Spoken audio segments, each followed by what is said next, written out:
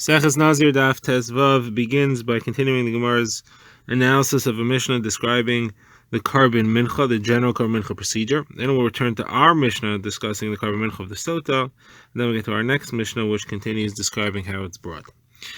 So the Gemara is working through the Mishnah line by line. So it says that you put salt on the carbon mincha before you put it on the fire. The Gemara says that's because the pasuk says Chol carbon minchascha b'melch timlach, explicitly saying you put salt in every carbon mincha.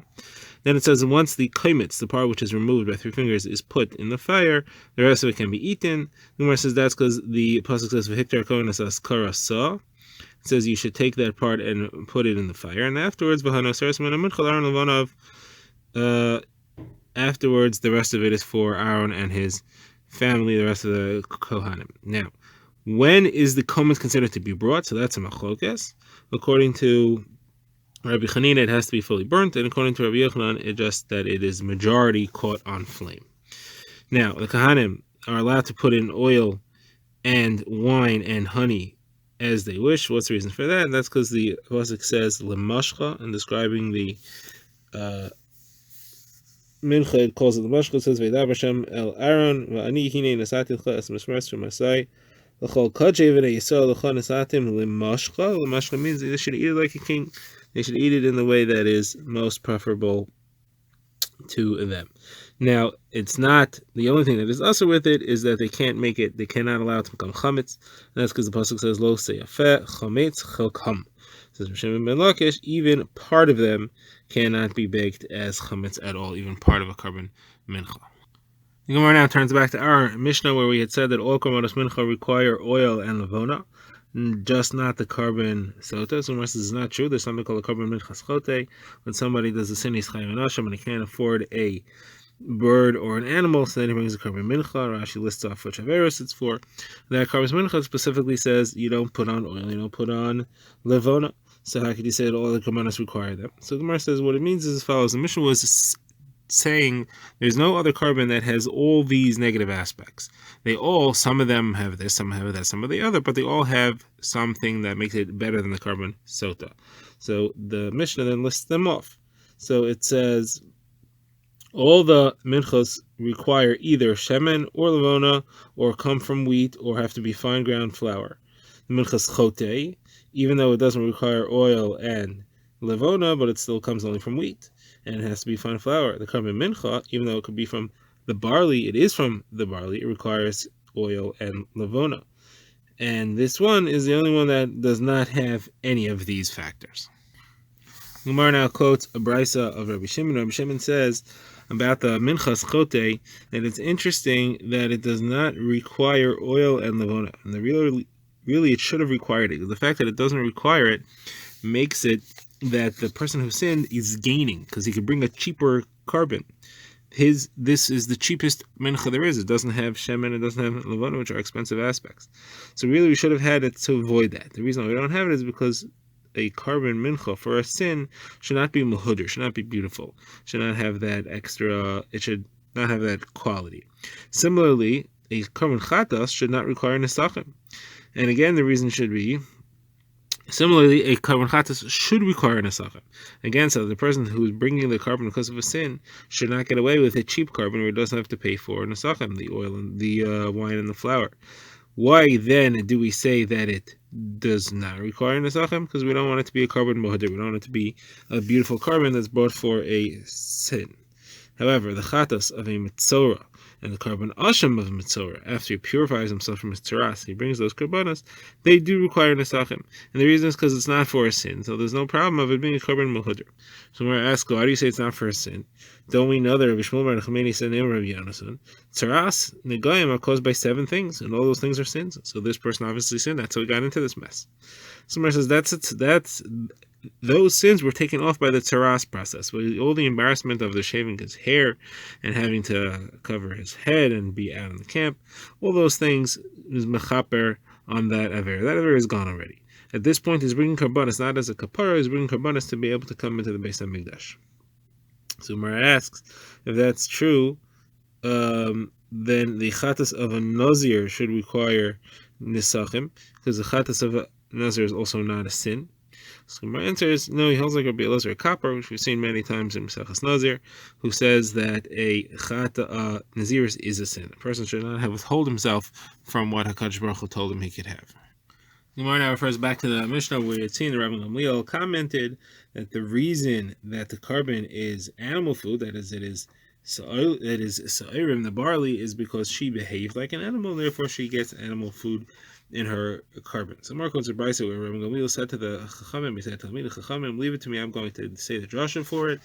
And he gave a different reason. He said, like Rabbi Meir said earlier, that there is midah k'neged midah. She fed her the person that she was with, that she was not supposed to, she fed him rich and high quality foods, therefore she's given the opposite extreme, she's given animal food.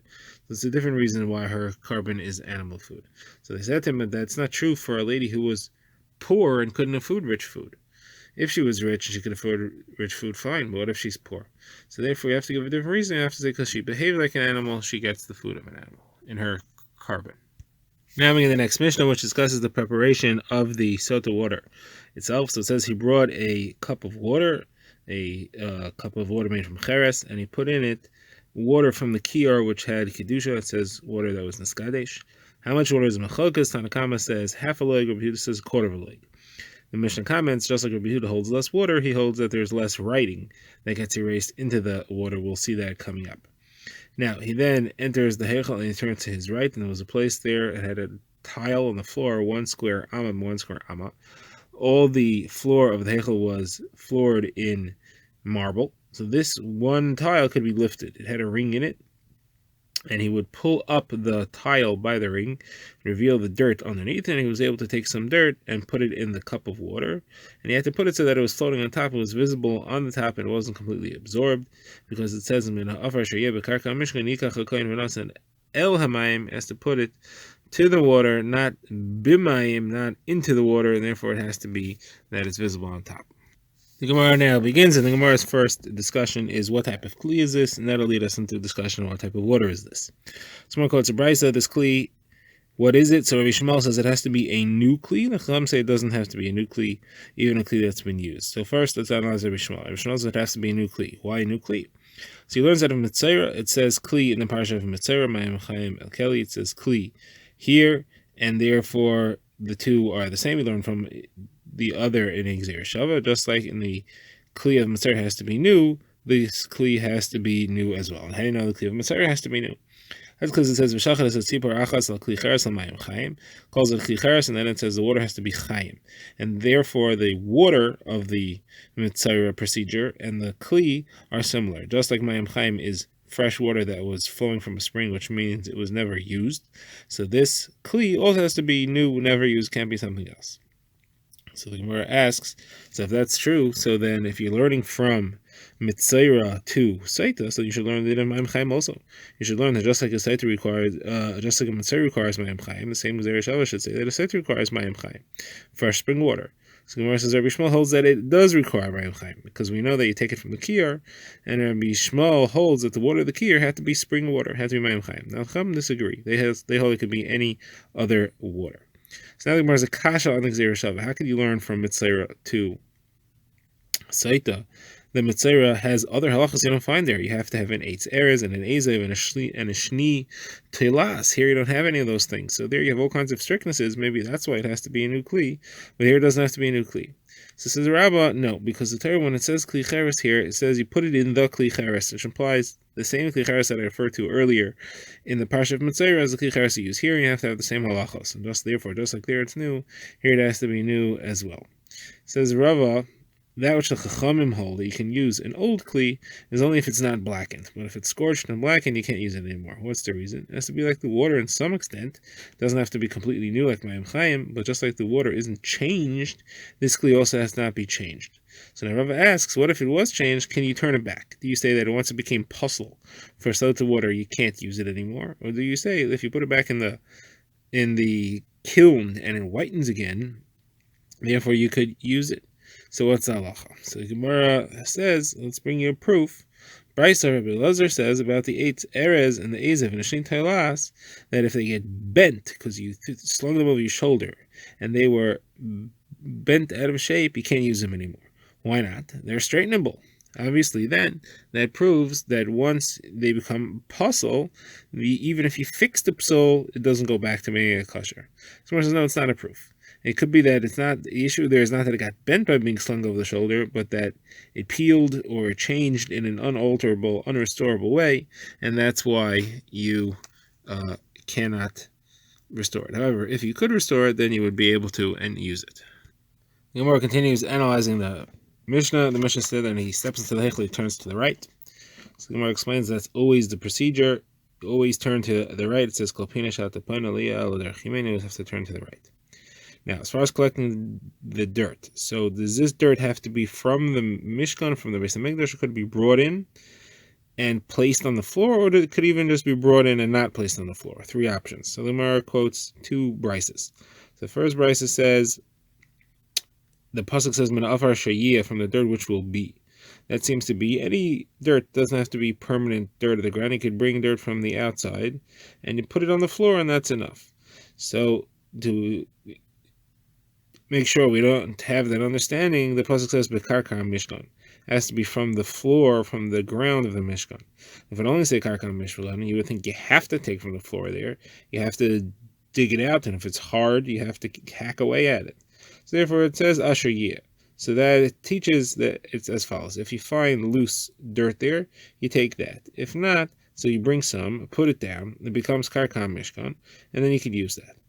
That's the first brisa, which is going to be the opinion of Isi ben Menachem in the next brisa. Let's see the next brisa. It says from Afar Shariah that teaches that he would bring dirt from the outside and he would bring it into the Mishkan and use that. Doesn't even have to put it down. Isi ben Yehuda agrees with that opinion, and he says, so if so, why does it say that it should be from Karka Mishkan? So that's an extra phrase to teach you that even in the Beis Hamikdash you have this. Now, our Girsa also has Noiven Givon. Rashi says Shiloi Noiven Givon. The Mishkan there, Rashi says there's no reason you need a limit for that because it's also called Mishkan. Now, so that is Isi ben Yehuda's opinion that you just bring it in. Isi ben Menachem says no. That can't be, the function of the pasuk can't be teaching me the Beis Hamikdash. Because if Tumah Kala, that is light Tumah, that passes one from going to the Mishkan, also passes for the Mishkan, also passes for the Beis Hamikdash, then this Tumah for Sotah, certainly if you can't bring in, if you have to use the Mishkan, you certainly have to use the Mikdash for this procedure as well. And therefore he's going to say that it's teaching me, like we said in the original brisa, that you have to use dirt that was at least placed on the floor for some period of time.